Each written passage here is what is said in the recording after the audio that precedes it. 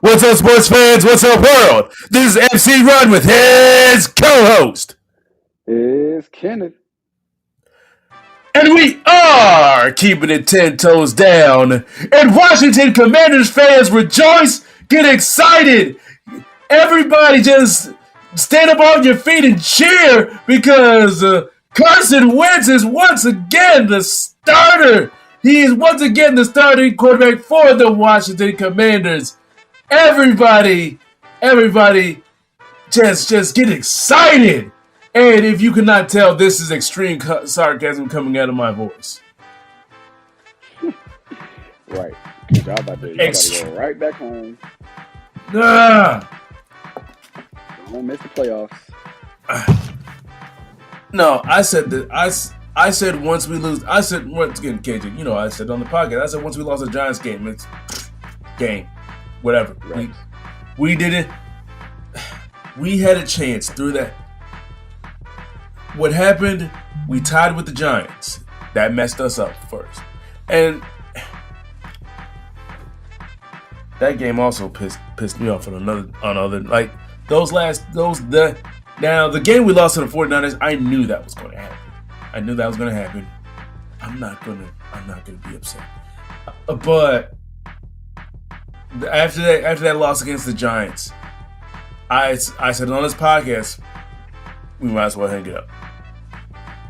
Every single one of the wins that we've had this season, all 7 of them, are absolutely meaningless. But also, KJ, I'm going to tell you, I told you so. You told me, you kept on saying, Taylor Heinicke's this, Taylor Heinicke's that. And I said, I always maintain the fact that he is a great backup quarterback to have. For a 5, if your starter's hurt for a good, like, if your starter's hurt for max about 5-6 games, Taylor Heinicke can hold you over until then. He can hold you over. All right? And now, if you're asking him to be your long-term starter, your franchise quarterback, that's not it. That is not him because he has limitations. He's always had those limitations. And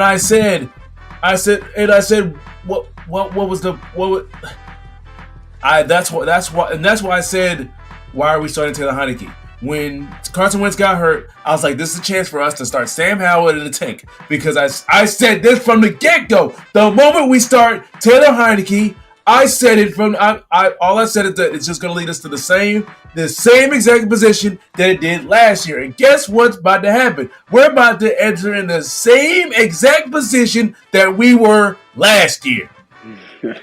The same exact one. Because better game than Wentz, though. I don't even know why it went.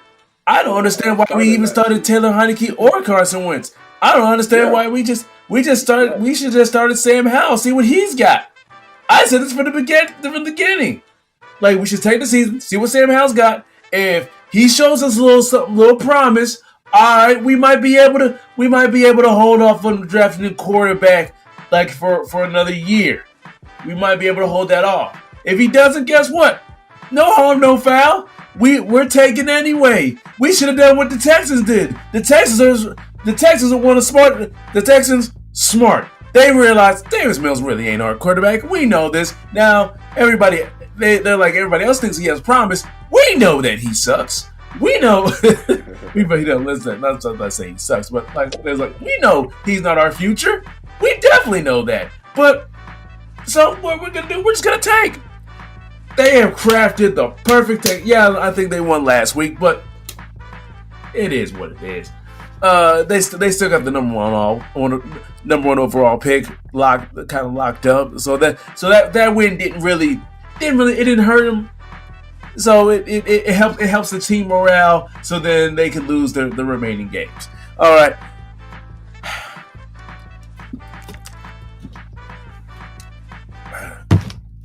But I knew this was going to happen. I knew Carson Wentz was going to be the starter. I knew this was going to happen the moment he got in that last half against the Browns, when he finished out the game against the Browns. And I'm like, and they benched Heinicke for, I was like, why don't you just let him finish, just let him finish out. But I knew the moment they put in Carson Wentz in the game, and he played kind of good. Once again, he wasn't going against prevent defenses. All right, he wasn't going against. The moment that happened, I knew that they're going to start Carson Wentz. I had a feeling that they were going to start. That's why, KJ, when you sent me that message, I'm like, yeah. I was mad, but at the same time, I was not surprised. And let's go ahead and start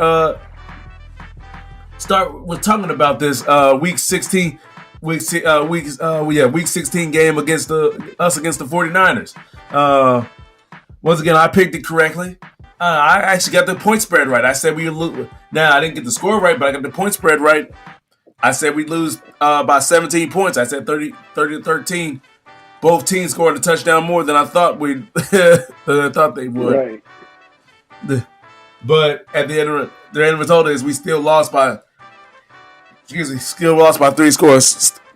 So, I mean, what also pissed me off about this game was the game plan that we had. The game plan we used this week, we should have used last week. Like, because in this game by halftime, I think Brian Robinson, if I remember, he had like 16, 17, 18, he had a whole bunch of carries. He didn't have that much. He didn't have that many. I think he had like 18 carries for like 46 yards by halftime, if I remember correctly. Once again, he didn't get a lot of yards, but he got a lot of carries. We should have done that last week. Why did you try to use this what happened, KJ. Either Ron Rivera or somebody, Ron Rivera probably got up into Scott Turner and like, hey, why didn't you run more with Brian Robinson? You saw we were gashing them every single time we did that with power run. Why didn't you keep on doing it? And then Scott Turner, to save his job, he's like, all right, let me do it with this game. But you can't use the same formula, for this. The 49ers are a way better team than the Giants are. They're going to stop that. Like a team is going to see what you did last week and make sure you don't do it again. So you doubling back everything out of it. Exactly. It's like Scott Turner said, let me take what I should have done last week and try to apply it to this week. No, dumbass, you're not. You know what, KJ? You go ahead and talk about this game. I'm done. It was the Niners. It's the Niners. Y'all wasn't gonna beat them. Y'all wasn't gonna beat them. Y'all did better than I thought y'all was gonna be offensively. But y'all offense compared to their offense, doesn't match up. It's like a pistol to a bazooka. So yeah, y'all was toast from the jump. Man. Well, I knew that. Like I counted this 49ers game as a loss. What just angered me was when I'm looking because I wasn't able to watch the game, but I'm like, 18 carries, 46 yards for Brian Robinson. Why are we running him so hard? Why didn't we do this last? And then I was like, why didn't we do this last week? If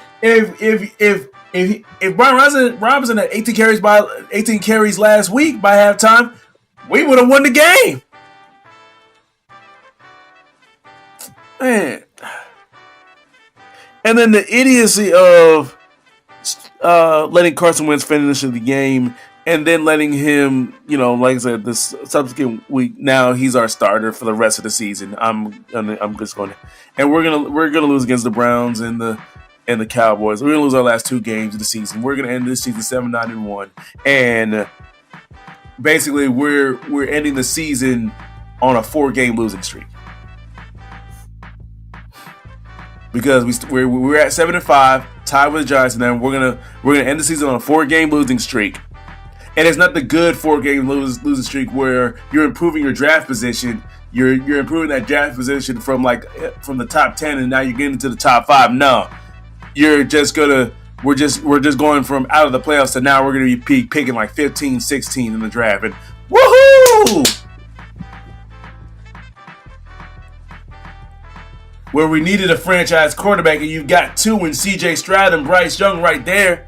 But who knows? We might have won it because with our franchise, with the owner that we still have, that still for some reason, as I said at the beginning of the season, there's only two things that matter in this season. I said two things that matter: us tanking and Dan Snyder selling the team. And guess what? But the thing is, I predicted this before. I predicted this to happen before the season. I said, and I still let myself get hope. I still let myself get caught up in all of this. But I said this. I first guessed this before the season. I was like, neither one is probably not going to happen. And I said we're going to probably sit there with 7-8 wins at the end of the season, picking like 15, 16 in the middle, and still with our same owner. And guess what has happened? We are back exactly where we started. Whatever. Let's move on to the next. Let's move on to the last Thursday night game. Oh yeah, by the way, people, we're recording this podcast on Wednesday afternoon, in fact, and 1 o'clock. We're both me and KJ off for work. Yay! Ooh. But we're recording this Wednesday afternoon, December 28th, 2022, baby. All right, so let's go ahead and talk about last Thursday night's game. Happy birthday to Stan Lee. He would have been 100 today. Happy birthday to him. Happy birthday. Oh, that's great. He would have been. I wish he would have been able to see that. I wish Betty White would have been able to see it 100. But anyway, let's talk about the Jags and the Jets. All right, KJ, go ahead and talk about this game last week. Honestly, I'm going double back. The game that we should have scrapped this one. We should have talked about that Bills and not the Bills. We should have talked about the Packers and the Dolphins. That game was exciting, boy. But yeah, I mean, shoot, pretty much. This was like the Trevor Lawrence show. You know, Zach Wilson was starting. First of all, somebody bet $360K that the Jets were going to win. I know they real sick today. On the flip side, somebody bet $150 that Trevor Lawrence was going to score the first touchdown, and lo and behold, that man ran it in for the first score. He got 3.5K. Real good wins. The Jets didn't get no wins today, but Jacksonville did. This was the Trevor Lawrence show, and Evan Ingram showed up. This man had 7 catches for 113 yards. That's the best he's done all season. Like, where was this when I picked you up in the waiver wire like week 2, 3? I would have kept you if I knew y'all was gonna be playing like this. But yeah, the Jags get a W, and I ain't gonna say solidify their place in the division, but they keep themselves in the playoffs. Hey, you're battling out for third place in fantasy now, but anyway, it's okay. DJ. I'm a podium, man. I'm going podium. No, exactly, man. You got to get on the podium. But this game, like you said, this game was boring because when you're backup with I think Chris Strevel is the backup to the backup to the backup. So I think he's the 4th string. When the 4th string quarterback, when people are starting to look at the 4th string quarterback and say, you know what, he looks better than you. That is a major, major problem. You were the 2nd overall pick last year, and excuse me, people kind of gave you a pass for last year. They thought you'd be better this year. And then now the 4th string quarterback is looking better than you. Yeah. We definitely should have talked about that Packers game. Yeah. What else do you want to know? That game. The Jets are in a bad way. Zach Wilson is letting his defense down. And they're looking like they're about to lose their playoff positioning. Oh, they're not going to the playoffs. That's solid. That's solidified. That's wrapped. They're not going to the playoffs. Well, That is what it is. But the next game we're going to go ahead and talk about, it is the only game that I predicted wrong. I was so close to... I've been trying to get 6-0. What did I do? Once again, NFC runs quest for 6-0. It's always that one game. You know what? I just want to know how it feels to go 6-0.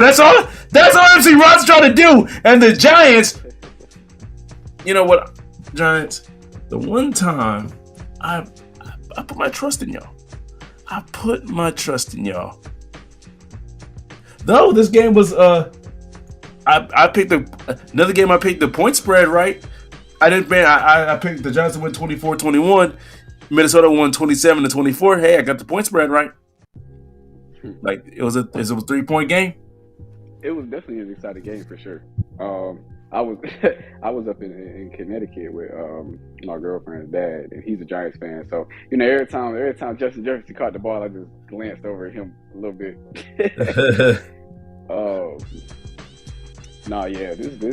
This game was. I feel like all of the games were pretty competitive and interesting. But this one definitely for sure. It definitely came down to. I don't remember the kicker's name, but it came down to the kicker kicking the longest field goal he's ever kicked in his life to win this one. The Giants really did. They were doing what they was having to do, but I just knew that Justin Jefferson was just gonna go nuts because that's what he does every single week. He just passed Randy Moss for most receptions in the season. He got 1,756. That's 244 off from 2K. Do you think he's going to do it this season? He got 2 more games. He might. I think he might. He could. Man, he has to get 112 each game. Huh? But you got to give a special shout out to also got to give a shout out to TJ Hawkinson. I know because as a TJ Hawkinson fantasy owner, man had 13 catches, 109 yards, 2 touchdowns. I know I'm not in our fantasy playoffs, so at the end of the game, the game really doesn't matter. I was just mad saying like, "Hey TJ, where was this? Like, I needed this like 3 weeks ago. Like when I was trying to make the playoffs, like I needed that like 3 weeks ago. Yeah, I needed like a nice little touchdown in the back of the end zone. He got 2 touchdowns, man. This man, 13 to 109, 2 touchdowns. I need TJ Hawkinson. I needed that. You like 3-4 weeks ago. I needed that. That's what I needed. That. I don't need that now to win a meaningless. Anyway, but yeah, I remember seeing. I saw that kick. Like I just caught like the very end of that game because the game I was watching was your Ravens and the Falcons because the Falcons game always gets played here. See, you, huh? I say, yeah, I wasn't in Atlanta this week. That's crazy. The time that you weren't in Atlanta, they're actually playing a Ravens game. But I know, because I would have watched that one. I would have watched that one. But yeah, that caught the tail end that field goal kick. But the thing is, I had a strange feeling that their kicker was going to make that. I'm like, he made a game-winning field goal like the week prior. I feel like he's going to do it again, and lo and behold, he do it again. I think his name is it Carl Joseph or something. That's his kicker. I don't know what the kicker name is, but that sounds about right. Shout out to the Vikings kicker. You're king for a day. Shout out to TJ Hawkinson, Justin Jefferson. Also, shout out to former Redskin quarterback, Captain Kirk Cousins, baby. The greatest quarterback that we've had in the Dan Snyder era. And that's by far. Anyway, the next game we want to talk about is the Eagles and the Dallas Cowboys. Man, this game was the game of the week, wasn't it, KJ? Oh, absolutely. Absolutely. Classic Cowboys fan, huh? I mean, nah. Honestly, this game showed me. I picked Dallas because Jalen Hurts wasn't playing, so I was like, okay, Gardner Minshew's not gonna beat Dallas, right? But this game showed me and reminded me that the Philadelphia Eagles have the best roster in football. Probably the best team in football. Because even with Gardner Minshew, they still were able to put up 34 points. Still. And it was a crazy man. And they had 4 turnovers in that game too. Exactly. Dallas kind of helped them a little bit. That first drive, I think Dallas Dak threw an interception, and then they only got a field goal out of that. But yeah, clearly I was like, yeah, if Jalen Hurts were to play this game would be easily handled. But yeah, Dallas ended up having to come back too. A couple times it was very much a back and forth. Philly had the back part. Well, Philly had the fourth part for a second. But yeah, that man, CeeDee Lamb was coming in clutch now. Reminding y'all that he is Dallas's number 1 receiver. He might not be a number 1 receiver, but he is Dallas's number 1 receiver. And again, another person who was coming in, though throughout the fantasy season, he's been pretty good. Never mind. I was about to say, CeeDee Lamb. There were certain games where I needed you to come up big, and you kind of didn't. So I'm still gonna say you should have done what you. Keep on going, KJ. Yes, I am a CeeDee Lamb fantasy owner. I may hate the Cowboys, but in terms of fantasy. Gotta swallow that pride. But keep on going, KJ. I said my point. All right. So this game is the game that Cowboys fans are beating their chest over, saying, "Yeah, we're the greatest team." This is the game. This is the game where Cowboys fans get rid. I understand people. Well, you probably already seen it. Cowboys fans are obnoxious. Now they're really thinking they're going to go to the Super Bowl, knowing the fact that Eagles did start their backup quarterback, and said backup quarterback had about 2 interceptions. All right, so people are going to be talking about they still scored 34 points. Right? They're going to look at the end result. They're going to look at the box score. But if you watch the game, at certain points, especially on certain third downs, where you know that Jalen Hurts would have ran and got a first down, or Jalen Hurts would have gotten that first down. Some of those critical moments where you could see, okay, that's why Gardner Minshew is not the starter and it's Jalen Hurts. There are certain on those certain critical downs. Also, let's also give a shout out to the Philadelphia secondary for giving up a third down and 30. Anyway, that's definitely going to lose you. All right, Mr. Big Play Slay. All right, so, but adding on to that, like there are certain points where, let's say, including those 2 interceptions, a few critical third downs where you're like, Jalen Hurts would have beaten and would have ran for that first down, or he would have gotten out of trouble. He definitely would have outran that defensive end, and then, that's what I believe. Jalen Hurts starts that game. Eagles win that game. Cowboys fans, I need y'all to understand. Jalen Hurts starts that game. Eagles win that game. Maybe not pretty handily. Probably about 2 touchdowns. It's probably going to be like a 42-28 type game like that, or like 35-21 or 42-28, like a game like that, or like 45-31, something like that. So Cowboys fans, don't get. Oh, sorry. This is my last point. It's Cowboys fans, don't get too big in the chest now. But because remember, just as Stephen A. Smith says, just wait. Y'all gonna get all big in the chest. Y'all gonna be like, yeah, we got this. Yeah, Super Bowl, da da da da da. And then, bam.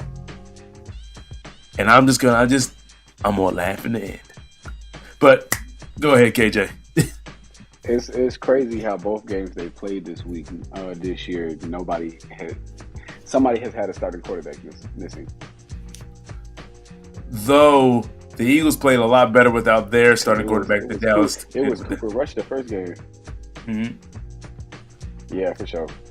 But I think Gardner Minshew is a better quarterback than Cooper Rush. And they have a better team from top to bottom. So yeah, I wasn't surprised that they kept up. I wasn't surprised that Dallas won either. Like I said, 6-0 this week, triple crown. But one thing, a lot of people say, and because of this game, because Gardner Minshew played so well, people have now like moved off. Now people are saying Patrick Mahomes is going to be he's MVP. Jalen Hurts moved down off of one freaking game. Because this whole time, like especially the last really for weeks on end, Jalen Hurts number one. Jalen Hurts number one. He's going to be number one in the MVP race. He's going to be the one to beat. Well, at the beginning of the season was Josh Allen. But anyway, definitely these last 5 weeks, I would say 5-6 weeks or however many, it's been Jalen Hurts. He's been the front runner. One game where he got hurt. One game. And yes, Gardner Minshew played well, but you can tell that team was a lesser version of themselves without Jalen Hurts. I don't care what anybody says. Why does this one game? Now it'd be different if the Eagles didn't seem like they were a lesser version of themselves with Gardner Minshew in there. But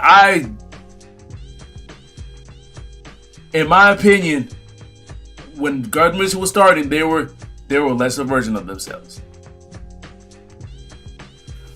But I'm still on that Philadelphia Eagles. I'm still on that. Not Philadelphia Eagles. Jalen Hurts is the MVP in my eyes. He's my MVP. Well, technically my MVP is Josh Allen, but Jalen Hurts still is number one in the MVP race in my eyes. Just because I'm sick and tired of the whole notion of I'm sick and tired of players getting punished for having good teammates. And especially in football. I understand if it's basketball, the individual has a little bit more of an effect on the game than football does. But football, as we know, is an ultimate team game. So you need to actually have a great team around you to be a great player. And because people now move, these are people move down Jalen Hurts because now people are saying, Patrick Mahomes doesn't have any receivers. Well, he may not have does he have an elite receiver? No, he does not. But he has several good receivers still, and he still has Travis Kelce. He's an elite receiver, an elite tight end. Number one and 1A when it comes to tight ends in football. Him and George Kittle, 1A and 1B. So saying that and he still has Andy Reid as his coach, Eric Bieniemy, them scheming up things for him. And he still has, once again, I think Juju Smith-Schuster is out. But you're going to tell me Jalen Hurts is not the MVP anymore? Man, get the... But I don't know, we have one more game. But how do you feel about that, though, KJ? This is a surprise topic. People already dropping Jalen Hurts basically out of the MVP race, putting him at number 2, saying, hey, it's Patrick Mahomes, and he's won it. Shoot. People have recency bias, so when I hear stuff like that, that doesn't have any bearing in whether he played or not, have any bearing in my voting for MVP. I mean, I don't have a vote, but he still would be the MVP to me. But people got that recency bias, and they gonna hold on to that until they sick in the face. So it's whatever. Yeah, hopefully. Sorry, I didn't mean to talk long about it, but it's just something that just popped up. Things pop up in my head time to time, and I feel like I just have to get it out because and Patrick Mahomes didn't even I understand if last game Patrick Mahomes only went 16 for 8 for 28, 224, 2 touchdowns. You can't. This can't just be off of just. It is what it is. It is what it is. I understand. Don't get me wrong. In my opinion, Patrick Mahomes is the number one quarterback in football, but the MVP in my eyes is still Jalen Hurts. It's now because this is like the Carson Wentz thing all over again. That in 2017, where Carson Wentz should have won MVP that year. That's when he was actually good. Now when he's completely trash now. But when he was actually good in 2017, he should have won MVP. But what happened? Carson Wentz got hurt, and then they just gave it to Tom Brady. Though no time during that season, even though at that time he was the number one quarterback in the league, you were like, no, this is Carson Wentz's year. Give it to him. He still, even though he got hurt the last 3 games. You just pretty much people just said, hey, let me just throw, like you said to your point, KJ, recency bias, where he's got hurt, so we're going to give it to Tom Brady because Give Jalen Hurts. I swear to God, if Jalen Hurts does not win MVP for this season, I'm going to be pissed. I'm going to be pissed because he deserves it. He really does. But speaking of Chiefs. They played the game last week against the Seahawks, so let's go ahead and move on to talk about this game. The Seahawks at the Chiefs. So KJ, how did you feel about watching this game?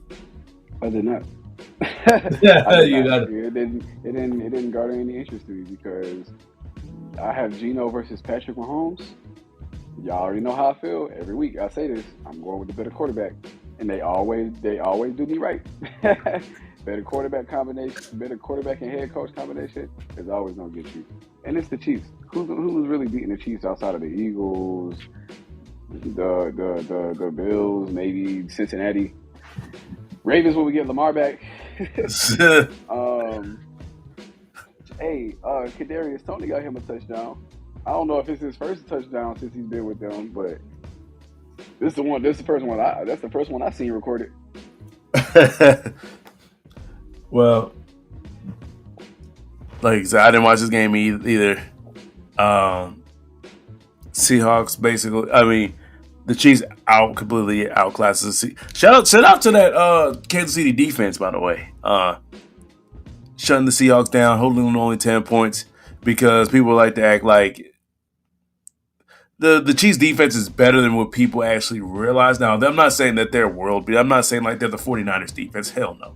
But but I feel like they're better than people kind of give them credit for. Now they may have games where they're not good, but I'm just talking about totality. Hell, I mean, I take the Chiefs defense over quite a few defenses in the league. I'm just gonna tell you that. That's all. I'm gonna let you know. But yeah, Patrick Mahomes had an efficient game. He didn't do too much. The Chiefs dominated from jump. It was a dominant performance. Even though it was only a 24-10, it doesn't seem the score may not have seemed like that the Chiefs dominated, but they dominated. But the last game we're gonna go ahead and talk about is the Falcons at the Ravens. This is a game that I definitely watched. I'm mad that you didn't get to watch, but KJ, go ahead, man. Talk about your Ravens and talk about how they won this game. First of all, I just knew there was no way in Sam Hill we were gonna lose to Atlanta at home, and we didn't. Now I'm hearing that we having a little red zone issues. I don't know if that's because we got Lamar, because we don't have Lamar or not. But we need to go ahead and fix that one. But shoot, the main point of this game right here is the fact that we clinched the playoff spot. So I don't have to worry and sit here every week like, oh, we need Lamar, we need Lamar, we need Lamar. Now we just need Lamar to be healthy. Now we got 2 more games to see about that. Hopefully he come back in an upcoming game that we're gonna talk about. But we're gonna talk about that when it's time to talk about that. So, so yeah, I mean, I'm sad that I didn't get to watch this game, but it probably wasn't an exciting game, honestly, because it is the Falcons and it is a Lamarless Ravens team. So I've got a surprise question then for you, KJ. All right. Since you know that y'all locked up the playoff spot, would you rather y'all not? Let's say Lamar Jackson can come back. Let's say the last game of the season.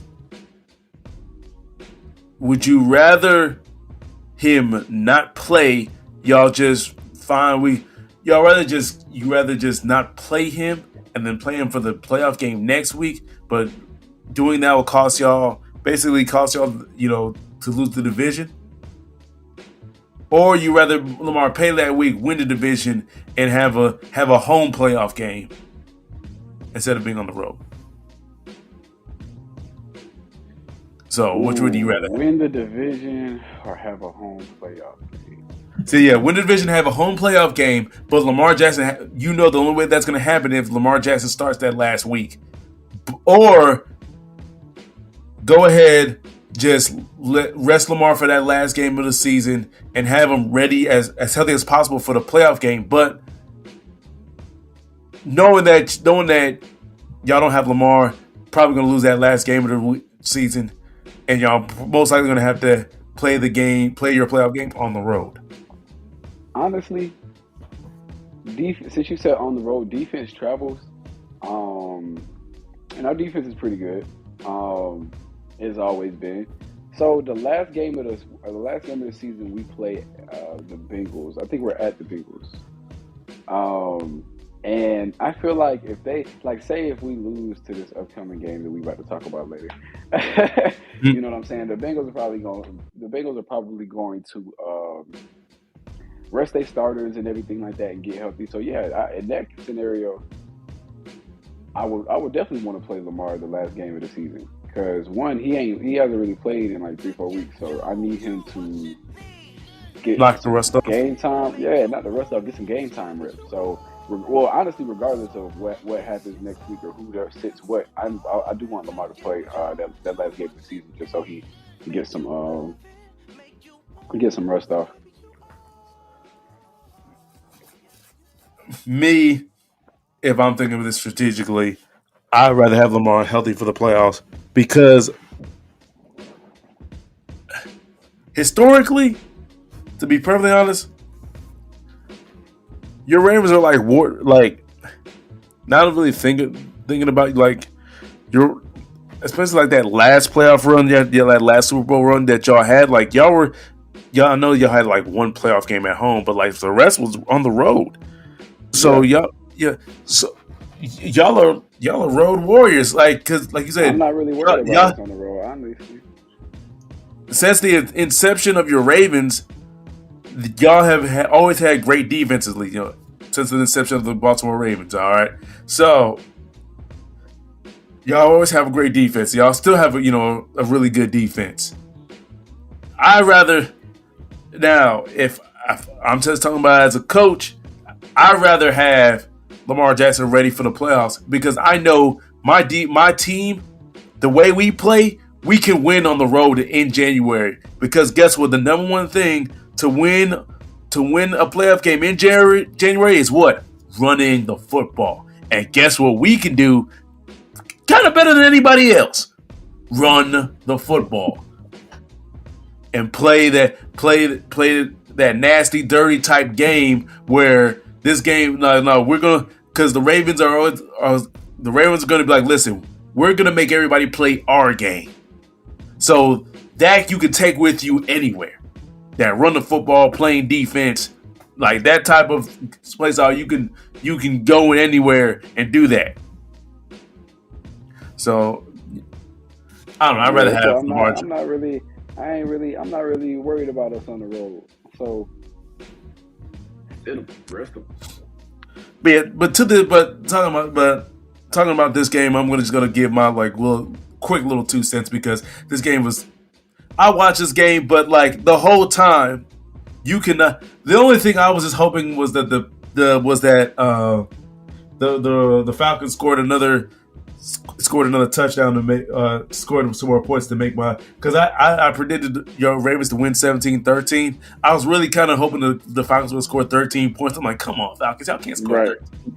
I was because it was like 17-6. I was like, oh, I am so close to getting the score predicted right. And of course, the Falcons go Falcon at the last minute. I'm like, man, forget y'all, bro. Forget y'all, man. I predicted 17-13. I was kind of right. The only thing is, I predicted the Falcons scored too many points. Heaven forbid. I thought the Falcons were at least going to be able to score 13 points. And look, but not on this defense. No sir. Oh, your boy David Ojabo playing now. But yeah, the Ravens kind of controlled the game. You think I said it on this podcast? I'm never picking the Falcons to win another game ever again on this podcast. They burnt me way too many times on this podcast, and we've only been doing this podcast for 2 years, and they've burnt me way too many. Ain't doing it. Atlanta burns a lot of people out here. Yeah, exactly. Take that information and do what you want with it. But yeah, ain't doing it. Ain't picking the Falcons. Ravens win. But that was last week games. Now we're traveling it into this week, which is week 17. But before we get into our weekly pick 6, important news happened. Nathaniel Hackett has been hacked. And not as in I'm not talking about as in hacked as in somebody posted on his Instagram or something like that, or his Twitter or Facebook, something like that, or somebody hacked into his computer and found very compromising photos of him. No, I ain't talking about that. I'm talking as in photos he ain't want nobody to see. Exactly. The embarrassing snapshot of him at the Christmas party. Once again, if you understand that reference, we can be friends.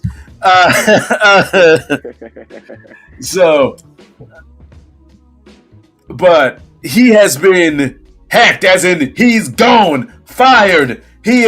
Broncos fans are happy they're throwing a parade. They said, hey, we may have lost embarrassingly to the Rams, but guess what good came after it? Nathaniel Hackett is now gone. He is no longer the head coach of the Denver Broncos. Broncos country.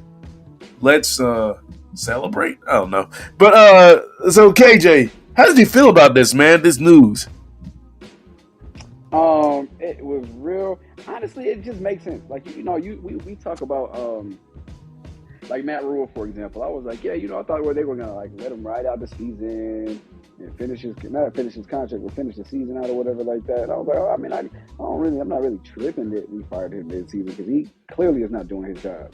And Nathaniel Hackett, you have a Hall of Fame Super Bowl winning quarterback. And y'all got 4 wins. Y'all have an incredible defense. Y'all have weapons on offense. Y'all threw him enough money to feed world hunger. I'm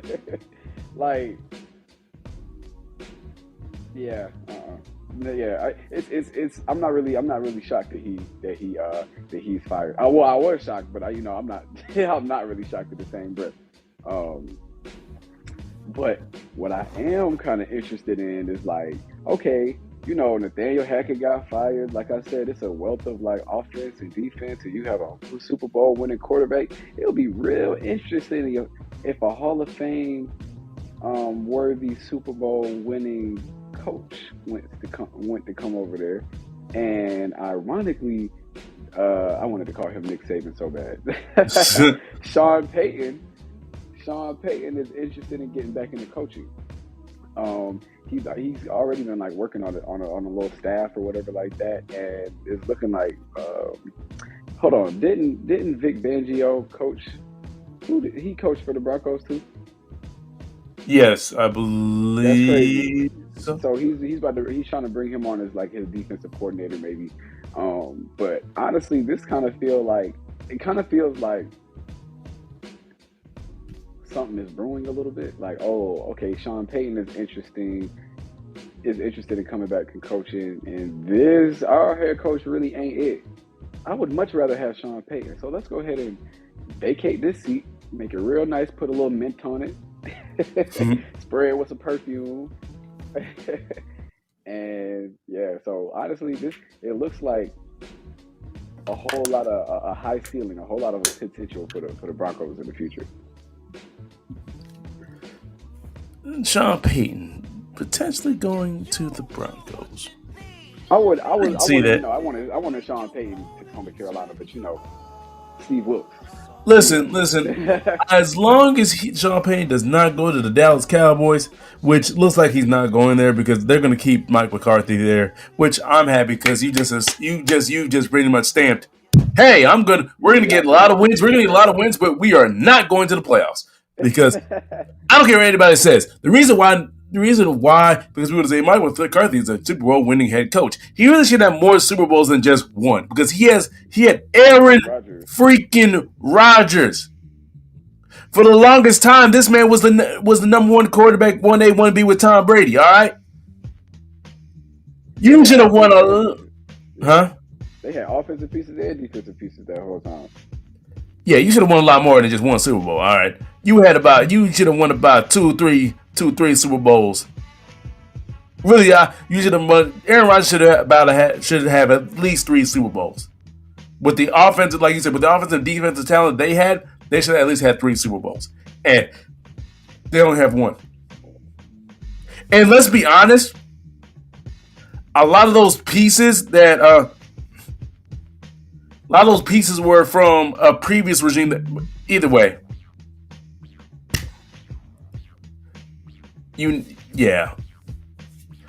and now, but as long as Sean Payton doesn't make his way to Dallas, I'm fine. He can he can replace Nathaniel Hackett.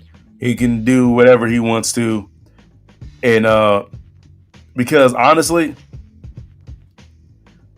this is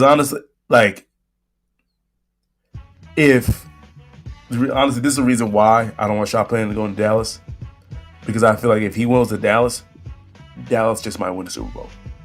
And this is coming from a Cowboys hater. All right, true and true. I am scared to death because if a Cowboys fans, y'all think the Eagles fans are going to be obnoxious because they won their first Super Bowl? No. If the Cowboys win a Super Bowl anytime in my lifetime, a Pandora's box is going to open, and you're going to see why the Cowboys are the most hated. The Cowboys and the Cowboys fans are the most hated people in professional sports. But that's why I'd rather Sean Payton go over there. Go over there. You can win as many. You can win with the Broncos. It's all right. Just don't go. No, but it'll be great if Sean Payton does go to the Broncos, because now we get to actually fix the offense and let the defense be what it is. Fix the offense and let Russ cook. But Russ actually has to cook because he's been doing bad too. Let's not just act like it was the head coach. Russ. We talk about let Russ cook. He ain't Gordon Ramsay over here. He ain't looking like Gordon Ramsay. No, that man's cooking 5-star meals. He's looking like me making some cereal, getting some cereal and milk. The cereal.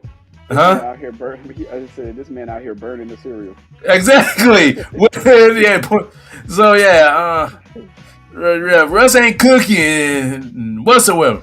But hopefully, if Sean Payton goes there and replaces him, that can definitely help Russell Wilson And honestly, I want to see. Honestly, let hypothetical. If Sean Payton goes over there, replaces Nathaniel Hackett, and Russ still plays like trash, yeah, it's time to get rid of him. Yeah, y'all might just have to cut bait. Yeah, because like at first we can be like, okay, that's Nathaniel Hackett. I mean, honestly, you knew Nathaniel Hackett was going to get fired the first game of the season. The decision, I forgot, it wasn't the decision of him like it was a fourth down, right, and he could have gone for it and he didn't. Yeah. He tried to trust the rookie kicker instead of trusting your quarterback. Not the rookie. Yeah, I think the rookie kicker. You try to trust his kicker instead of trusting this Ferrari that y'all just bought.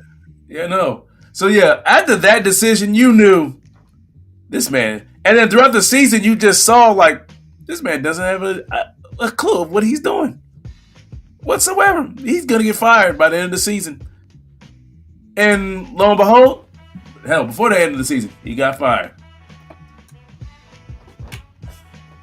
But elsewhere in NFL news, just want to mention this: J.J. Watt he announced also that he'll be retiring after this season. Not to be funny, thought he retired after last season. I really thought he did. I'm honest to God. JJ who? I'm like, what? JJ Watt? I was like, JJ Watt is announcing retirement. I'm like, I didn't know he was still playing. I thought he was gone. I thought when he went to Arizona that one season, I thought, okay, he's gonna be one season done, all right, because he really hasn't been. Not to be mean, like the only Watt on the defensive end that I really know these days is TJ, his brother. I mean, that's who's really been showing up and showing out. And honestly, JJ's had a lot of injuries though.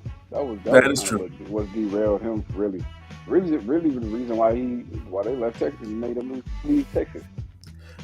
But the greatest defender in the history of the Texans organization. One of the greatest. Definitely one of the greatest ever. Period. Yeah, definitely. I said one of the greatest ever. And then I would say J.J. Watt is actually the best player in Texans history. In their short 20-year history. In his Texans history of course you have Andre Johnson. I understand that. D-Hop. Right. Who else? I'm not going to put Deshaun Watson. I'm not. Patrick Mahomes. I was out throwing Patrick Mahomes. The best quarterback in the league. Definitely one of the most talented. Like a black Aaron Rodgers. Okay, fine. If that's the case, you can add Matt Schaub in that quarterback for Texans. No, nah. Whoa! I ain't gonna let you disrespect Matt Schaub like that. Because there was a 3-4 year period where this man was leading the league in passing. He had Andre Johnson, but he had no. That was a 4-man Calvin Johnson. No. Wait a minute. This man threw for over 4,000 yards. All that he didn't throw all 4,000 yards to just Andre Johnson. I'm just saying. He had a year where he led the league in passing. He led the league in passing with like 44,700 and something yards. I know, like 50. I think like 50. Quarterback in their franchise. Huh? He's not even the best quarterback in their franchise. He probably is. I mean, he is not better. You're telling me if you had to pick number 1 pick overall? No. Okay, I'm just. Deshaun Watson or Matt Schaub to start your organization. Who you picking? You picking Matt Schaub? Well, if you had to add the off the field issues, off the field issues, I'd rather have the boring safe version than I'm going to sexually assault about 15 different women. Not 30. I'd rather have John Kitna. Yeah. So other quarter. Or John Kitna play for them too.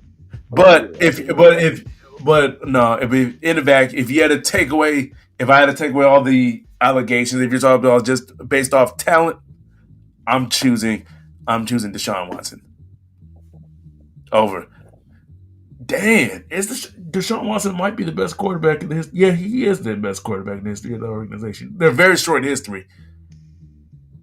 Damn. They ain't had that many quarterbacks. Well, they have, but not many good quarterbacks. So that's kind of default. Yeah, that really is by default because then you got to choose between Matt Schaub and David Carr, and possibly Ryan Fitzpatrick. They've had Ryan Mallett. Yeah, they've had a lot of garbage. Anyway, I remember Ryan Mallett. I just knew he was going to be good.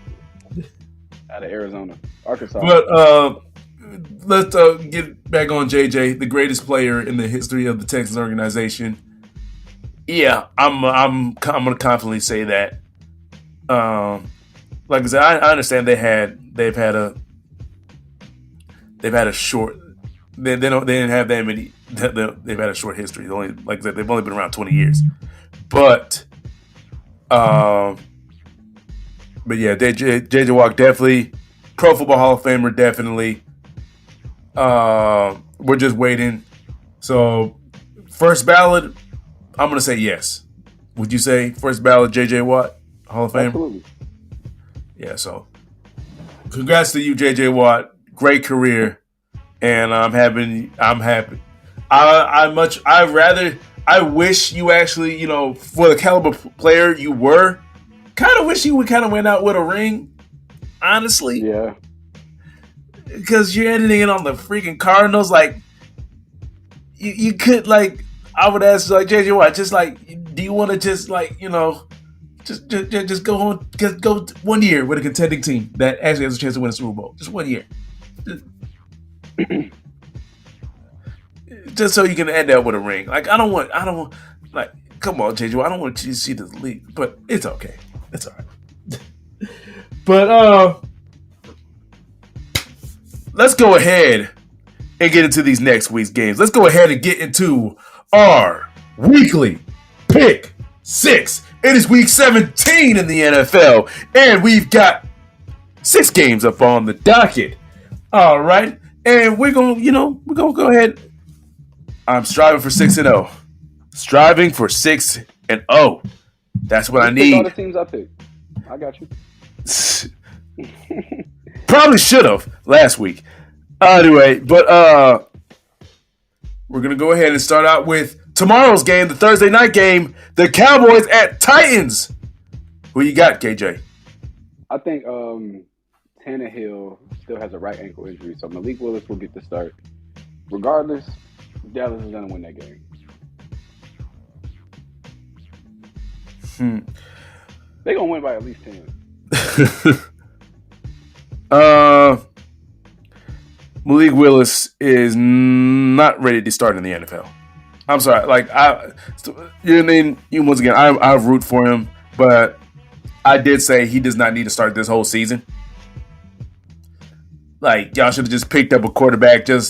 Y'all knew that Malik Willis was not ready to start. Hence why y'all featured Derrick Henry a lot. Y'all knew that he wasn't ready to start, so y'all should have just picked up a random quarterback off the street. But it's okay.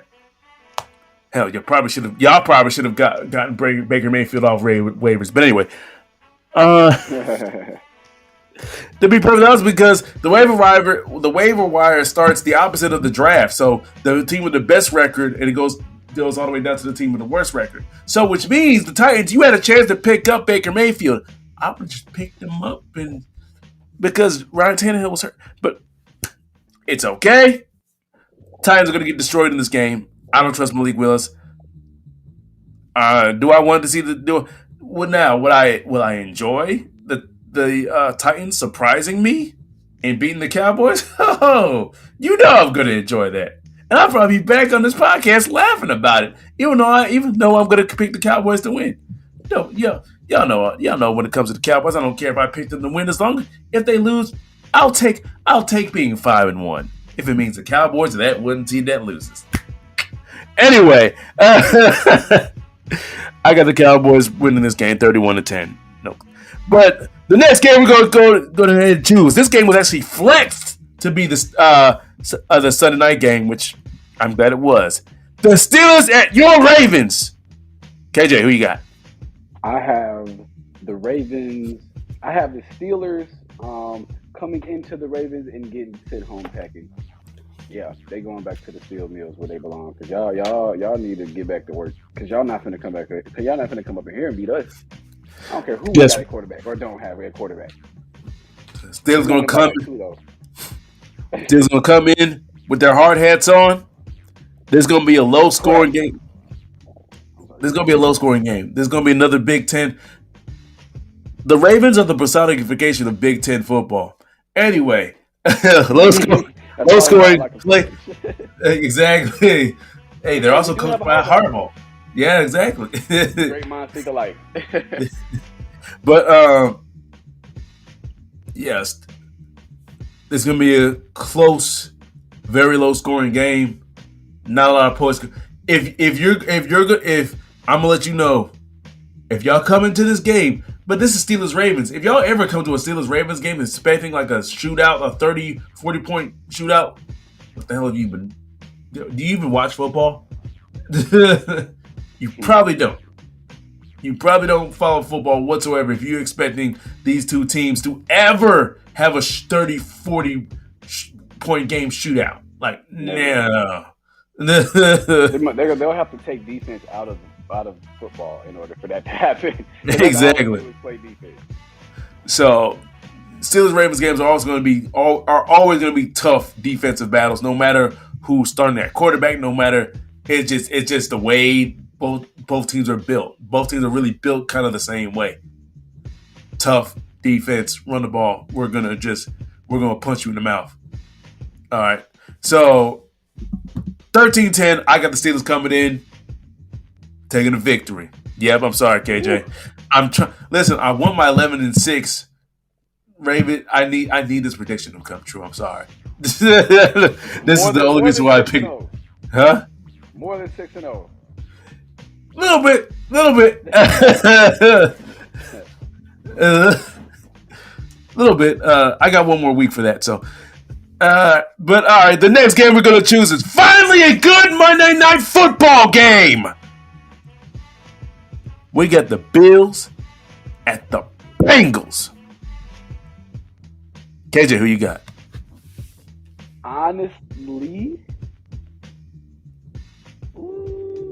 Honestly, I have the Bengals. I do. And in this, me having the Bengals, I think my prediction will be incorrect, and the Ravens will not get. Well, I don't know. We'll have to see. Because that's gonna come down to the last. Because even if the Bengals would need y'all to lose. Yeah, that's what I was saying. That's what I was going to say. It's going to come down to the last game if they win this game. I mean, I think they're going to win this game. Buffalo is great, but I don't know if they, go into Cincinnati and beat the Bengals great. That boy Joe Burrow is bad, okay? And they got two claws on the outside of the offense, all right? So, yeah, I think Cincinnati going to win off in a very entertaining game. This is going to be a very this is game of the week. Game of the week right here. And guess what? Anytime there's a game of the week, you know I'm going to go with my MVP. My MVP.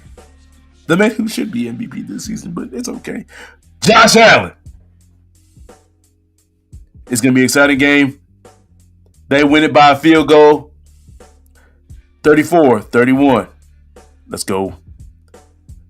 Did I give I think I gave the score for the Steelers and Ravens 13-10 if I did. Whatever. So the next game we're going to go ahead and choose. There's another divisional battle. Vikings at the Packers. KJ, who you got? Honestly, I don't know. I'm going to call a tie because Green Bay needs to win this game in order to get into the playoffs. And I think that they are going to get in. And a loss by us. And a loss by y'all? Yeah. Who do y'all play? The Browns. Ooh. Green Bay. It's looking bad, bro. It's looking really bad. I'm going to go ahead and pick. I'm going to go ahead and pick Minnesota. I'm lying. I'm picking Aaron Rodgers. I'm gonna go ahead and pick Green Bay. Okay, I almost thought you lost your mind. It's a big game. This is a big game. This is a big important game.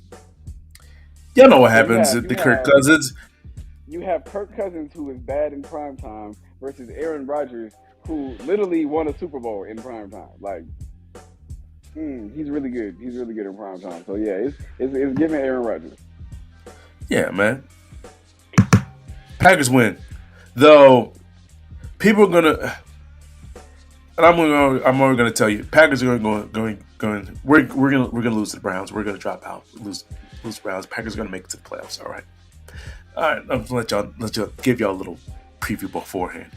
Packers gonna make it in, and people are gonna say, "Hey, look, Aaron Rodgers, the whole RELX, yeah, see, it's all Aaron." People are gonna give a whole bunch of everybody's gonna give a whole bunch of credit to Aaron Rodgers, which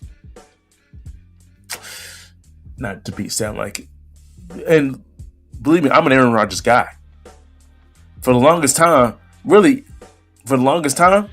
before Josh Allen hit this, Aaron Rodgers was my favorite quarterback, and now it's Josh Allen. I'm sorry, but anyway, but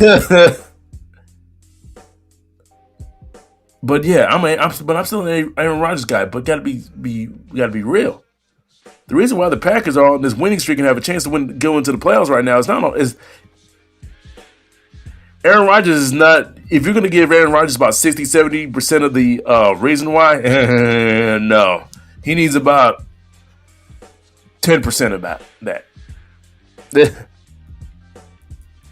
Because the major piece goes to that defense, goes to that Packers defense, goes to that Packers running game. Really, Aaron Rodgers is in his Peyton Manning 2015 mode. I love him and Tom Brady.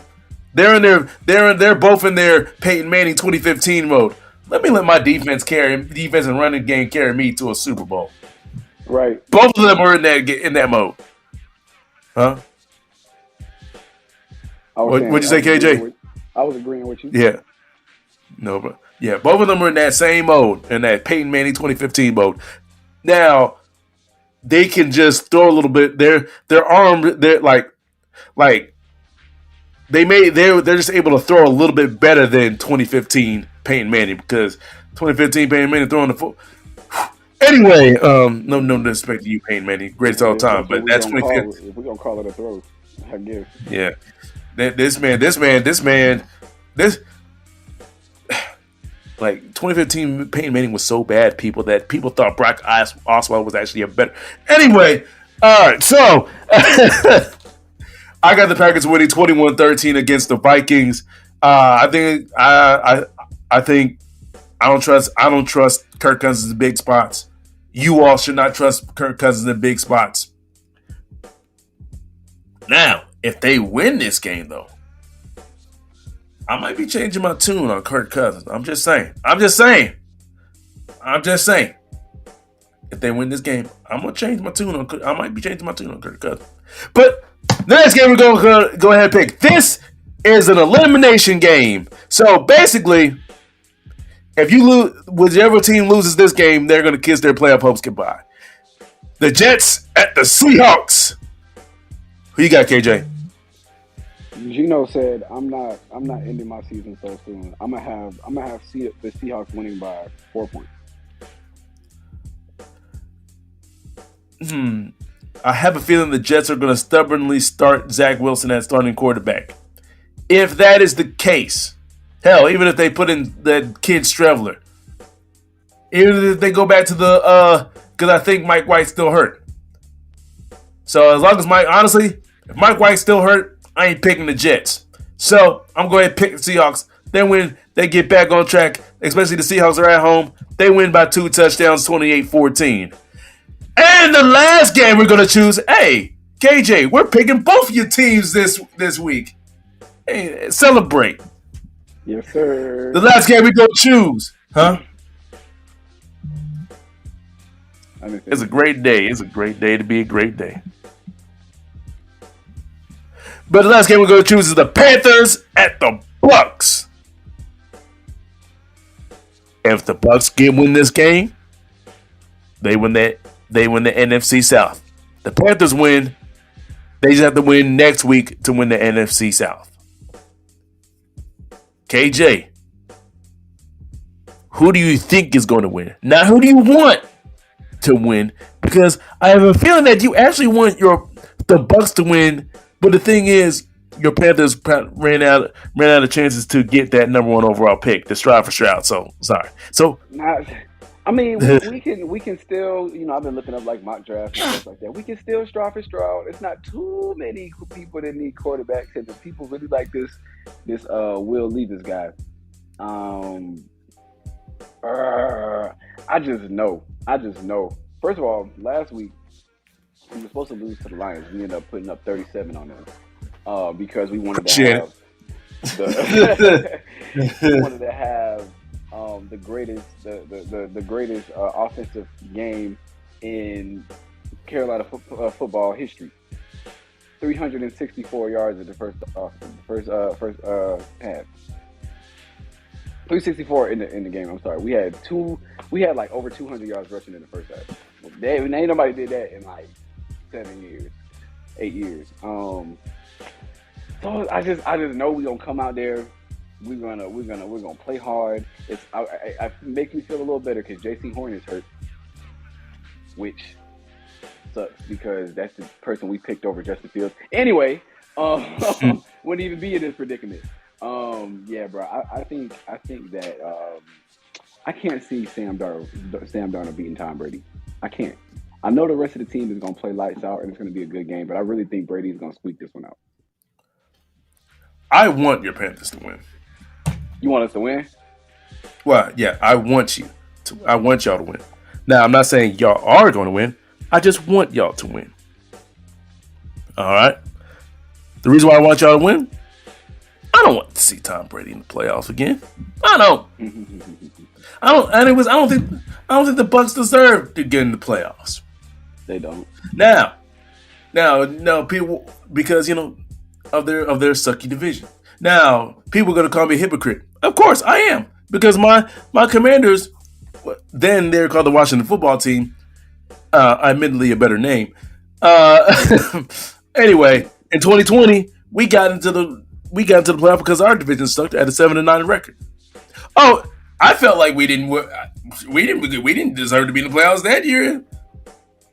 I'm gonna admit it, we didn't. Hell, I didn't even want us to win. I didn't want us to win the division. I didn't want us in the playoffs. That was another year I actually wanted us to keep on taking. Once again, another win, another season. We got in 7 games, and I'm like, why?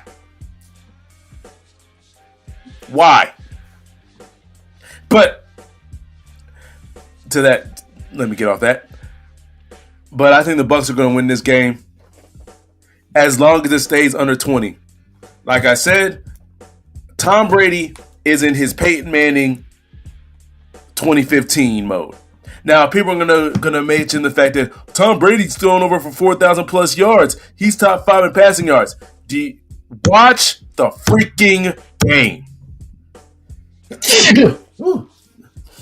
Watch the game, people. Because people who say, hey, look at Tom Brady's top 5 in passing yards, and that's why, Brady's not watched. You do not watch the football game because all those yards that Tom Brady accumulated, one is not transferring into points. So what does that mean? Oh, it's a bunch of empty calorie yards. All right, it's just a little rainbow dressing. That's all that is. But Tom Brady has not been like his yard. Yeah, he may have thrown for 4,000 plus yards, but if people knows that who watched the game, yeah, Tom Brady's watched. And a lot of the yards he's gotten was in, for some reason, people whenever they get a double-digit lead on Tom Brady, okay, let's play soft zones. And that's how he's accumulating so many yards. Every single game, actually a YouTuber I watch pointed this out. Every single game Tom Brady has won this season, his defense have given under 20 points. Every single last one. When his defense gives up over 20 points, the Bucks lose. What does that tell you? What does that tell you? But I think this game, another game where the Bucks defense shows out, gives up under 20, and Tom Brady wins. And that is it for our weekly pick six. 6-0. 6-0. It's the only thing that matters. Not 5-1. Well, I'll take, like I said, I'll take a 5-1 if Cowboys lose. I'll take that. I'll be happy. That shows you how much I hate the Cowboys. I care about them losing than me being 6-0. But anyway. But yeah, strong for 6-0. We were close last week. Close. Let's make it this week, please. But elsewhere in football, because it's not all just about the NFL, it's about the college game. And two important games are coming up this week in college football. Other than, the Rose Bowl game, which is the most important game for MC Ron. But anyway. But apparently there are also college football playoffs games being played. That's not the Rose Bowl. We've got Ohio State and UGA. We got TCU at versus Michigan. KJ, of these playoff games, which one of these college football playoff games, which one are you most excited for? Is that a question? Is that even a question? I'm going to be glued to a TV at the start of 4 o'clock. I don't care who is around me. I don't care where I'm doing, where I'm at. I could be upside down on the space station. I'm watching this game. I'm so excited, man. Blake Corum's still not playing, but it's cool. We still have Edwards. We still have our receivers. We still got JJ. We still got the defense. We still got Jim. We still got that amazing blue. You know what I'm saying?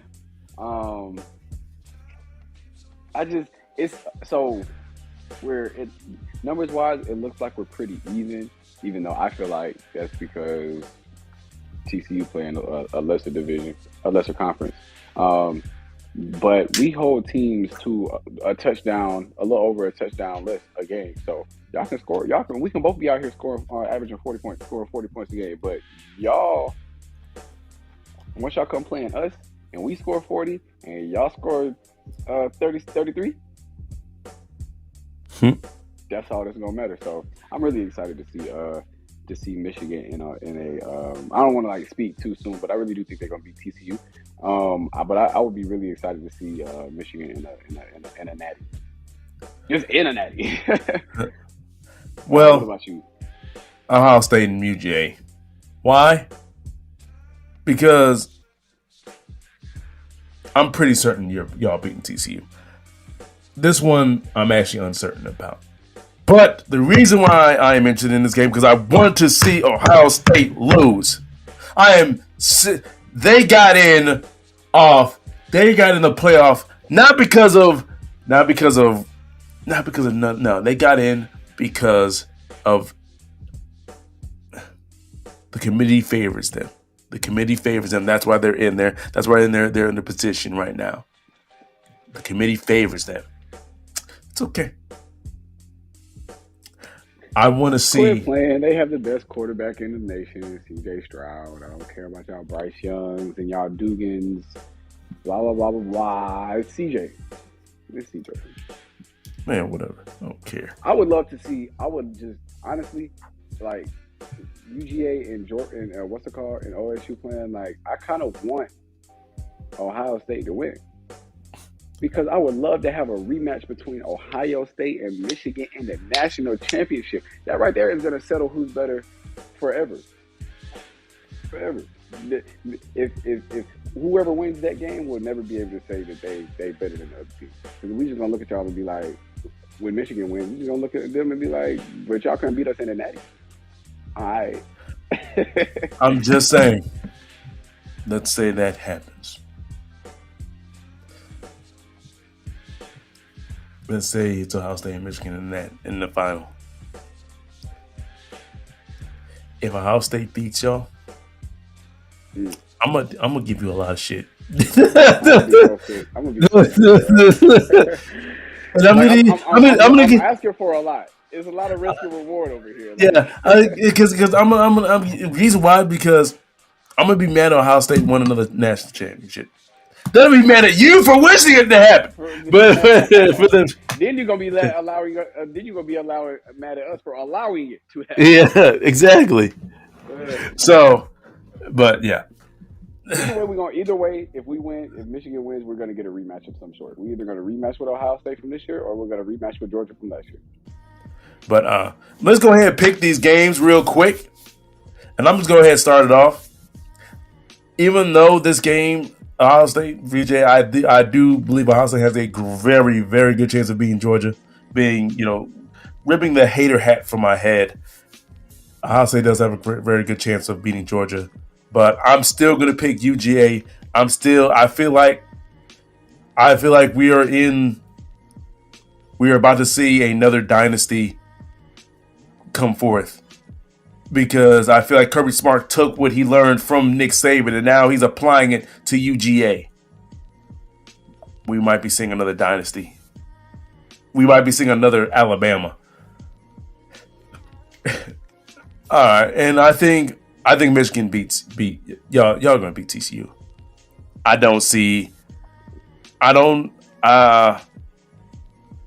Though it would be funny, the national championship the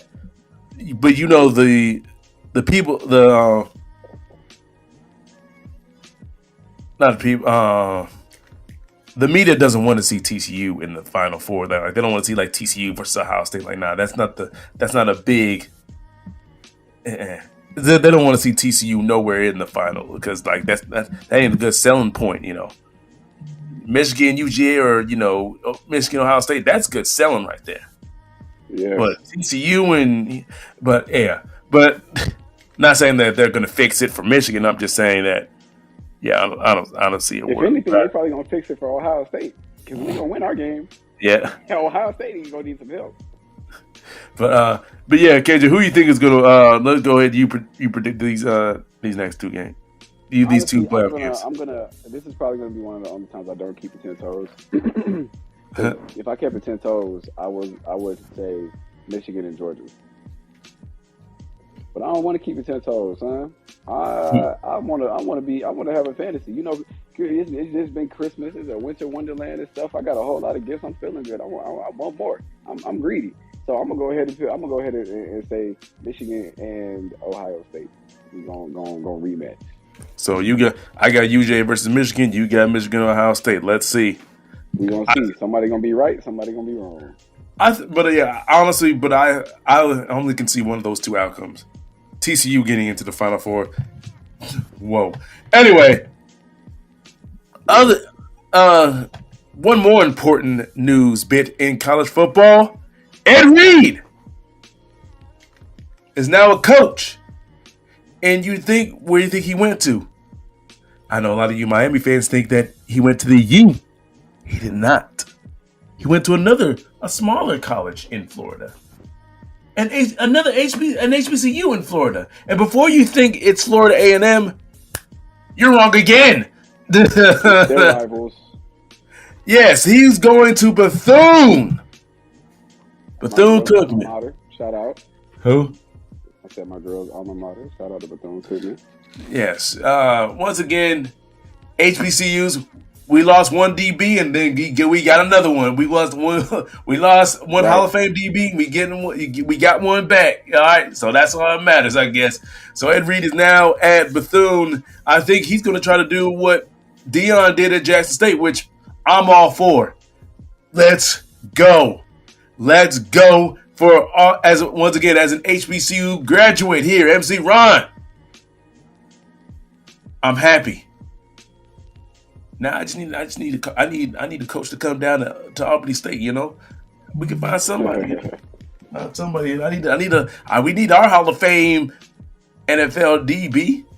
Come on. I'm just saying. Ronnie Lott, you want to come coach? I'm just spitballing. Yeah, exactly. Charles Woodson, Darrelle Revis. Darrelle Revis. Yeah, Darrelle Revis. Be the head coach. I'm just saying. I'm just saying. We bringing out the knowledge over here. Exactly. But you go, KJ. So how do you feel about this?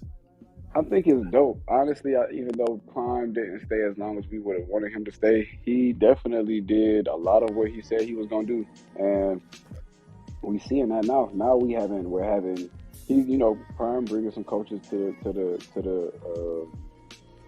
Colorado with him or whatever like that. They're going to go ahead and get their accolades and their knowledge and this, that, and third. Like I said, I thought some of his staff would go come back and go get jobs at HBCUs and this, that, and third. But I love how a trickle effect of that of Prime is. I'll start off by saying this. He said that somebody said that even though he didn't stay as long as we wanted to, he definitely brought. He definitely shined a brighter light onto HBCUs, and we see it now with Ed Reed coming through Cookman now. Now he gets a chance to make his imprint down there. So hopefully, like I'm saying, hopefully more Hall of Fame players come back and coach the HBCUs and pour everything that they can into them and make it a instead of having we had Prime and now we got Ed. Be like, we had Prime, now we got Ed, now we got this person and that person and this person and that person and this person too. You know what I'm saying? So exactly. I think it's looking like the start of an upward trend to me, and I'd really like to see that. And that is all that needs to be said. Keep on, and keep on. Though I think Ed Reed stays at Bethune longer than Prime stayed at Jackson State. Not that much longer. I'm not, because let me say about that. If Ed Reed stays past 5 years, I'm gonna be shocked. If Ed Reed stays past 5 years and doesn't get a job, either work head coach job working at the U or somewhere else, at a major Power 5 university, I'm going to be shocked. I'm just going to keep it like that. But that is it for the football talk of it. Let's go ahead and get into a little bit of basketball. Now, I have breaking news. Wait a minute. What happened? The Raiders, who are in the playoff hunt still, are now benching Derek Carr for Jarrett Stidham. So they're taking the rest of their season. They're basically conceding and saying that they're not going to make the playoffs, which is probably true because they still have to play Kansas City and Denver. So, yeah. Wow. Well, you know what that means. Derek Carr, you're going to Indianapolis. Yep. Getting traded, son. Congratulations. You're going to Indy. Because the Indianapolis Colts still believe they are one veteran quarterback away from being a true contender. Even though that is untrue, but that's what they believe. And they have maintained this belief for the past 3 seasons, and they're going to continue. The saying, if it ain't broke, don't fix it. Well, what the Colts is doing is broke. They're just refusing to fix it. So it's broken, and they're like, let me take this hammer and just, if I hit it hard enough, it'll fix itself. Exactly. Yeah. But Raiders should have been in tank mode. What do you think? You thought Derek Carr? Well, let me. I respect Derek Carr. I came in the beginning of this podcast respecting Derek Carr, saying, hey, he's an underrated quarterback and all that stuff. And all that is probably still true, but we've probably seen, honestly, let's not act like Josh McDaniels is a great head coach either, though. You kind of set your quarterback up to fail when you put him with Josh McDaniels. This is true. And you're seeing that. Whatever. It's okay. You can take the rest of the season. You better hope that whatever. Jarrett and Stidham ain't going to lead y'all to the playoffs. It is what it is. But let's go ahead and move into the NBA. Move into basketball. And I just want to talk about, I know something amazing happened last night in the NBA, but before we get to that, let's talk about something that happened before, which is some of these Christmas Day games. And something I want to point out specifically with one Christmas Day game that I watched was the Lakers versus the Mavericks. And the one thing I want to point out is, and you, KJ, and everybody and every other fan of this man need to understand, LeBron James is not the best player in the league anymore. He's not in any position where he can carry a team anymore. Father Time has kicked in. Yes, he's averaging. Yes, he still scored 30-something points in that game. But his impact really, after the first 1.5 quarters, the impact he had on the game was non-existent completely. You almost forgot he was on the floor. And that's when and honestly, watching that game made me realize, yep, Father Time has gotten to LeBron. Because even when LeBron came into the league, number one, he went to the Cavs. The Cavs didn't have his first team with the Cavs. He didn't have a lot of talent around him. His best player was Jonas Ilgauskas. Now people say, hey, he's an underrated center. I'm like, true, but how good is? There's a difference between underrated and actually being like all-star. Like, I think he did make a couple of all-stars, but really, was he really an all-star level, or was that a byproduct of the East being weak at that time? But anyway, LeBron didn't have that. LeBron didn't have that a lot of talent. He's not in. What I mean by Father Time has come up with him is that he's not the best player in the world anymore. It's because LeBron used to be. It doesn't matter who he had around him. He may have had D Wade, or he can have freaking Smush Parker around him. He was still able to keep his team in a position where they got 45, 50 plus wins. He was still able to take his team to the playoffs. We saw his first in Cleveland. His second best player was Jonas Ilgauskas. And sometimes that wasn't even, but he was still able to get his team consistently to the playoffs. 45, 50 plus wins. But now we see him with the Lakers. They're 14-20. Yeah, I know they won last game, but against the Mavericks, he had a good quarter and a half. Made his impact on the game, but then, especially that third quarter, you don't expect that. Like, especially LeBron in his prime, you don't expect that to happen. Not on Christmas Day, not in a big game against a good team. But yeah, KJ, what were you going to say? I personally know LeBron is not the greatest player in the league. I think most people, if y'all watch basketball, can agree that that's probably Giannis Antetokounmpo. And that probably took place. That probably came to fruition probably last year. But in terms of when this game first came out, I was like, okay, this is going to be LeBron versus Luka. LeBron always chooses Luka when they do the All-Star. LeBron endorsed Luka, basically saying he's gonna be the next greatest, best player, and this, that, and the third. So I was like, okay, this is the old guard versus the torch. You know what I'm saying? Yeah. But I did not think or even expect for the Lakers to win because Anthony Davis is out, so they don't have size. And since they don't have size, Christian Wood he had 30 points. They don't really have too much defense, and that was shown because in the third quarter, like after that first quarter and a half, I'm gonna go ahead and start off and say this: LeBron James, that man is turning 41 next week. He still looks like a spring chicken. No, this man is still out here taking it to the hoop, laying the ball up, dunking the ball. He can shoot now. He's added that to his repertoire. So he just, I'm a fake like I'm gonna go in and then I'm gonna just turn around and just hit a little lazy jump shot, get 2 points. Like LeBron can still. It's crazy he can still do whatever he wants to do on the court. I'm kind of sad his streak was broken last game against the who they just played, Orlando. I think the Magic. He had 28. Yeah, he had 28 points.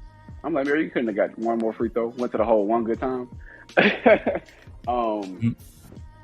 But yeah, they weren't gonna win. Like in that third quarter, Tim Hardaway. First of all, the Mavericks made history in that third quarter. They're the first team ever to score 51 points in a quarter.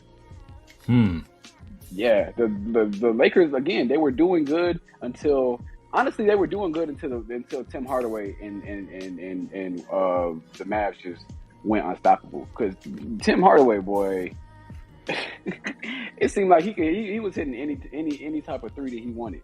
You know what I'm saying? He missed a couple, obviously, but he was really lights out. I think he scored like 16 of his 26 points, or 18 of his 26 points in that third quarter. So it was real rough. I didn't expect the Lakers to win, but I knew LeBron was going to get his points. I think he's like a little under 700 more points to go until breaking Kareem. So that's really, again, that's what this season is about. LeBron passing Kareem. So it was entertaining if you were the Dallas fan.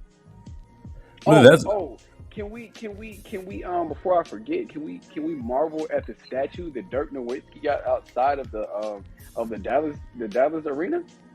Yeah, way better than that Sean Taylor garbage, huh? Yeah. Well, yeah, no, for sure. Nah, they got him. I didn't even think they was gonna ever give him a trophy, but another trophy, a statue. But they did it on Christmas, and they got him doing the little Dirk fadeaway leg. I was like, okay. But yeah, that's really all I wanted. Also, the best. I think the best duo in the NBA is Jaylen Brown and Jason Tatum. Oh, that's definitely. Watching the Christmas Day games. I feel like that kind of solidly just nailed that one. The best duo in the league currently is Jason Tatum and Jaylen Brown. I don't think anybody can argue that.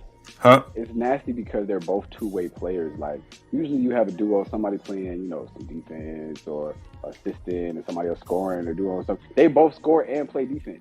Like, exactly. Yes. Tatum had 41, I think. But Jaylen Brown still had 28, 29 points. Like, yeah, they definitely. Did you see that dunk that Tatum put on Giannis? Oh, that was the dunk of I'm the MVP now. You and like I'm the captain now. I was like, and I saw it too. I was just like, because Tatum kept it up. No, Tatum brought it up the court. He passed it to the outside, and for whatever reason, the defense sunk. And so Tatum just literally walked halfway into the paint. And I was like, oh, they're about to give him the ball. I did not think that he was going to do that after the fact, but dang. Woo! But something I also want to mention, this didn't happen on Christmas, but we were talking about the team, the Mavericks, and we mentioned Luka Doncic, and something I want to talk about is last night he had a 60-20-10 game.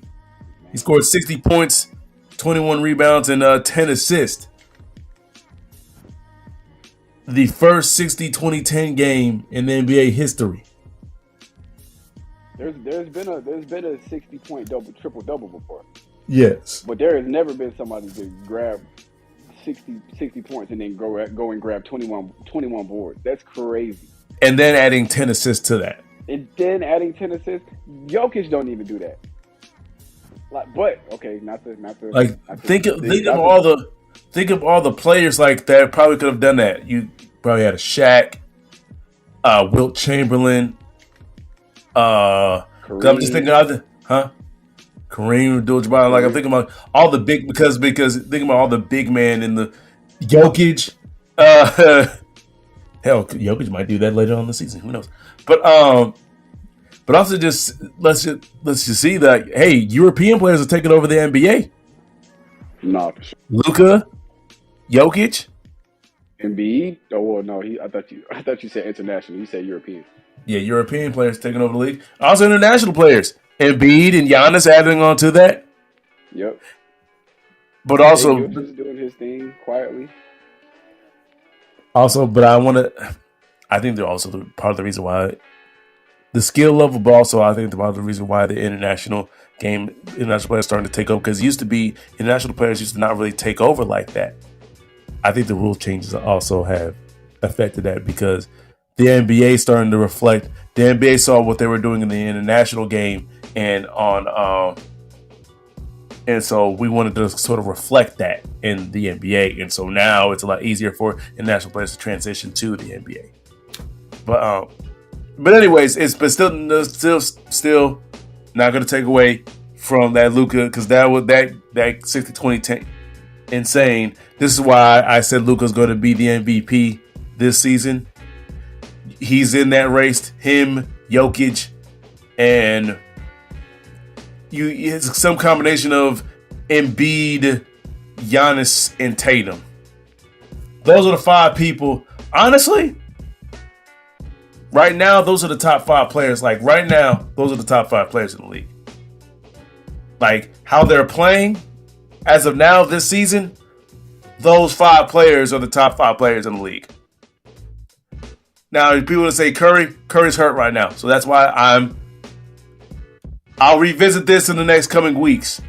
But top 5 players right now, and who are top 5 who are, because of how well they're playing and how well their teams are doing overall: Luka, Giannis, Tatum, Jokic. What was the last one? Embiid. You may have somebody different, 5 different players. KJ, it's all right, but yeah. But do you want to add anything? Do you have anything to add to this 60-20-10 game that Luka dropped? I thought, that's crazy. That's crazy. I thought that Jokic did well by doing 40, 15, and 15. 21 rebounds. Okay, Will. But also, something I also want to mention just real quick. It's going to be 30 seconds. Wizards, we need to start tanking again. We've won 3 of the last 4 games. I was fine with us winning like 1 or 2 games, okay, but 3 or 4, that's a little bit alarming, all right? Let's not lose to the bigger picture, people. Y'all trying to make the 10th seed and be in the play-in, congratulate and say, yay, we made the play-in. That's what y'all trying to do, because we're not trying to do that, all right? After each win, the Charlotte Hornets, the Pistons, the Rockets, they're getting farther and farther ahead of us. We can't let them get too far, messing around trying to make a 10th seed, because I'm telling you right now, that's the way it's going to lead.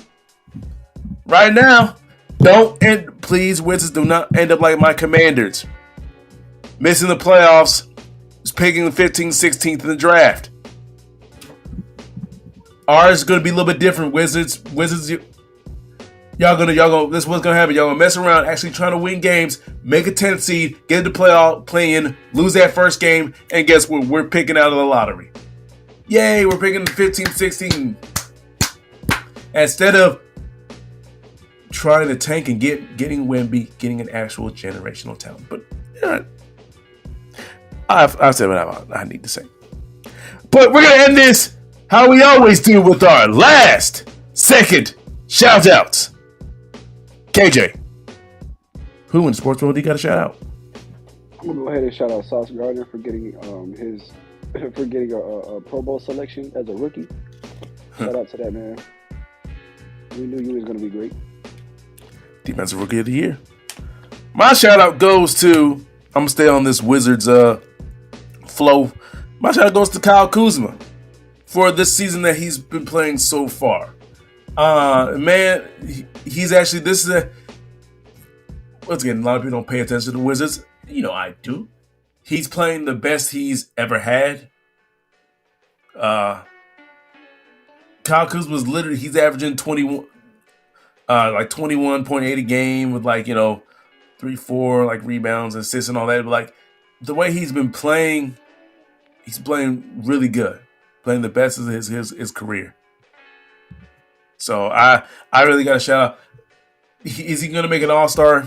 No, he's not. I mean, now if he ups his game just a little bit, and we keep on doing this winning thing that we shouldn't do, because like I said, it's going to end up with 10 seed losing that play-in. I'm telling you right now, that's how it's going to end. I already know. But or best case scenario, we win our play-in, we get the 8th seed, still losing the first round. Yay, get swept. Anyway. But still, give a shout out to Kyle Kuzma though. He's been playing very well. Like I said, this is his best season. Gotta give it to him. But that is all the time we have, folks. I am MC Ron, who sort of hates football right now, with his co-host. It's Kenneth, baby. I thought you were going to say go blue, but it's okay. All right, go. Go blue, baby! And I guess go Panthers and go Ravens. No. Really go Panthers. Go Panthers. We are not going. We are going blue. And we are keeping it 10 toes down. Ladies and gentlemen, if you want to be on the show and talk your sports stuff with the best of the business, that is me and my co-host KJ. All you have to do is one of two things. Either send us an email to keepingit10toesdown@gmail.com. That is keepingit10toesdown@gmail.com. Or send us a direct message on Instagram. That is @keepingit10toes. That is @keepingit10toes. Once again, I ask my Wizards, please, I'm asking y'all, don't do what my Commanders did. Don't do that. Please. I'm telling you how I told my Commanders how it was going to end this season, and they didn't listen. I'm telling y'all. Please don't do the same thing. But that's all the time we have, folks. Y'all have a great night and a happy New Year.